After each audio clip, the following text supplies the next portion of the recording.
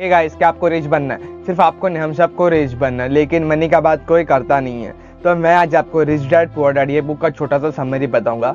इस बुक के cover page में सबसे बड़े में लिखा है कि रिच जो अपने बच्चों को पैसों के बारे में सिखाते हैं ना, वो मिडिल और पुअर क्लास कभी नहीं सिखाते।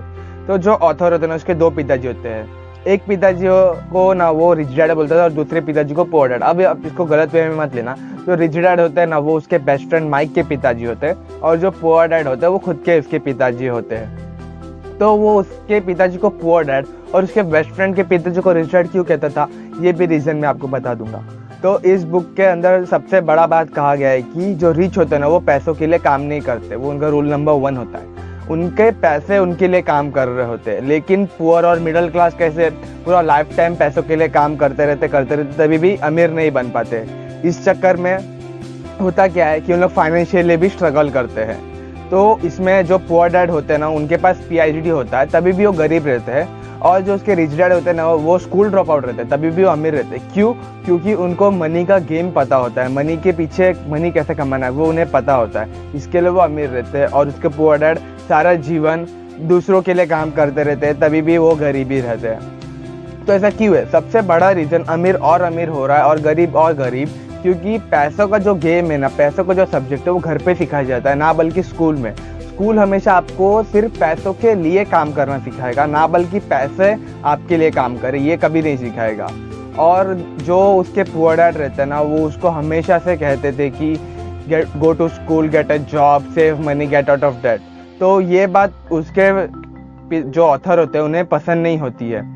और तो आपको पता होगा, जैसे कि मैं आपको बताऊंगा, जो जॉब करते हैं ना, उन्हें ही सबसे ज़्यादा टैक्स भरना होता है। इसके लिए वो कभी अमीर नहीं बन पाते। 60% टैक्स भरते हैं अप्रोक्सीमेटली, बताओ तो उन लोग 60% टैक्स भी भरते हैं। इसके लिए वो कभी अमीर नहीं बन पाते और कभी कभी फाइनेंशियली भी स्ट्रगल करने लग जाते हैं। आपको अगर स्कूल में मनी का सब्जेक्ट पढ़ाया जाएगा ना, तो जो भी आप सामान खरीद रहे हो अपने लाइफ में, उसके पैसे कम हो जाएंगे, और जितने भी पैसे आप कर रहे हो उससे ज़्यादा आपके पास मनी हो जाएगा। लेकिन स्कूल आपको कभी सिखाएगा नहीं मनी के बारे में। और आपके घर में, आपके फैमिली में, आपके अड़ोस पड़ोस में, आपके पूरे सोसाइटी में आपको यही कहा जाएगा कि go to school, get a job, save money, get out of debt. लेकिन मनी के बारे में कोई बताएगा नहीं, क्योंकि ये मासेस का थॉट है। तो ऑथर यही कहते हैं, अगर आप इन मासेस के अगेंस्ट जाके अगर आपको अमीर बनना है, तो उन्होंने ना 10 स्टेप्स दिया जो आपको फॉलो करने पड़ेंगे अगर आपको अमीर बनना है। तो इसमें ऑथर ये कहते हैं कि स्टेप नंबर 1 में आपका जो वाई है, आपको अमीर क्यों बनना है, इसके पीछे ना बहुत, जितना आपका डेप्थ में होगा ना रीजन क्यों आपको अमीर बनना है, उतने ज़्यादा आपके अमीर बनने के चांस भी बढ़ जाएंगे। नंबर 2, इसमें ऑथर ये कहते हैं कि आपके चॉइसेस आपके लाइफ को रिफ्लेक्ट करते हैं। तो आप अपने सबसे बड़े एसेट आपके माइंड पे इन्वेस्ट करिए। आप बुक्स रीडिंग करिए, आप ऑडियो बुक सुनिए, आप बुक के समरी सुनिए, आप अच्छे अच्छे लोगों को सुनिए। तो आप अपने माइंड को जितना डेवलप करोगे, उतने ही आपको पैसे कमाने के जरिए पता चलेंगे। नंबर 3, आप अपने दोस्तों को वाइजली चुनिए, क्योंकि ये बात आपको भी पता होगी, जैसा संग वैसा रंग। इसके लिए अपने दोस्तों को वैसे चुनिए जैसे कि आपको बनना है। नंबर 4, इसमें ऑथर ये कहते हैं कि आप कोई भी एक स्किल को पूरे तरीके से मास्टर कर लो, कोई भी एक फॉर्मूला को पूरे तरीके से मास्टर कर लो, तभी आप दूसरे कुछ नया सीखने के लिए जाओ, वरना ना आप घर के रहोगे ना आप घाट के, ऐसा हो जाएगा आपके साथ। नंबर 5, इसमें ऑथर ये कहते हैं कि पे योरसेल्फ फर्स्ट। इसका मतलब ये नहीं कि महंगी महंगी गाड़ी खरीद लो, बड़े बड़े घर खरीद लो। इसमें ऑथर ये कहते हैं कि अपने एसेट बनाओ, अपने एसेट को पहले पे करो, बाद में ये सब पे ऊपर ध्यान देना। नंबर 6, इसमें ऑथर ये कहते हैं कि अपने ब्रोकर को पे करिए।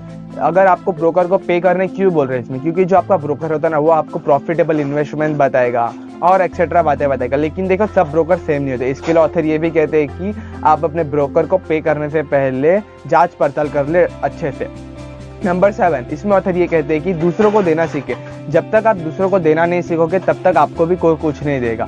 इसके लिए सबसे पहले दूसरों को देना सीखे। नंबर 8, इसमें ऑथर ये कहते हैं कि अपने एसेट से कमाए हुए पैसों से आप अपने लाइबिलिटीज खरीदे, लाइक कार हो गया, बड़े बड़े घर हो गए, अच्छे अच्छे कपड़े हो गए, वो बाद में खरीदो। अपने जो एसेट से कमाए हुए पैसों के उससे खरीदो।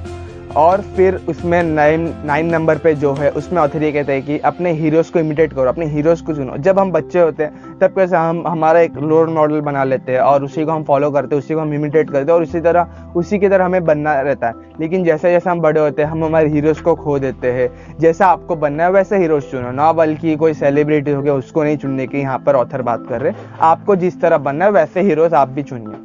नंबर 10, इसमें ऑथर ये कहते हैं कि दूसरों को सिखाओ। आपको जो पता ना वो आप दूसरों को सिखाओ। एक बात तो आपने भी पढ़ी होगी, एक कोट है, to teach is to learn twice. तो इसके लिए आप जितना आप दूसरों को सिखाओगे ना तो उतना ही आप मास्टर कर जाओगे उस फील्ड के अंदर। तो ये थी मैंने बताया एक छोटी सी समरी। अगर आपको बुक खरीदना है, आपको पूरी बुक पढ़नी है, तो लिंक मैंने डिस्क्रिप्शन में दे दिया है, आप वहाँ से जाकर बुक परचेस कर सकते हो, वहाँ से आप चेकआउट कर सकते हो इस बुक को।